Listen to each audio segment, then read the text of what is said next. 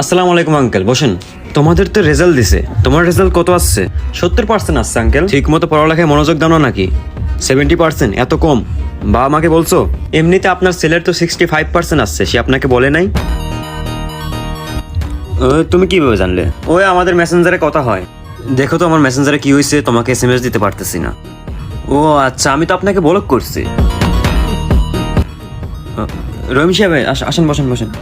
আপনার ছেলেকে কাল বিকালে এত জোরে বাইক চালাইতে দেখছি, পুরো দিন আওয়ারেগিরি করে। কি রে আঙ্কেল, এগুলো কি বলতেছে?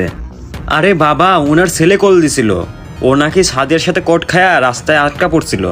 আমি যদি ঠিক সময় না যাইতাম, ওনার ছেলে এতক্ষণ হাসপাতালে থাকে। আচ্ছা আচ্ছা, জিসান সাহেব বাদ দেন, আপনি এই খাবার খান। দিন দিন চিকন হয়ে যাচ্ছেছো, বাপমা খাবার টাবার দেয় না নাকি? কি বলবো আঙ্কেল, দুঃখের কথা, কিছু কিছু রিলেটিভ আছে আমাদের বাড়ির খাবার খেয়ে মোটা হয়েছে। সারা দিন ঘরে এসে পড়ে থাকে, বাড়ির সব খাবার খেয়ে ফেলে, হয়তো তাদের ঘরে চাল ফুরে গেছে।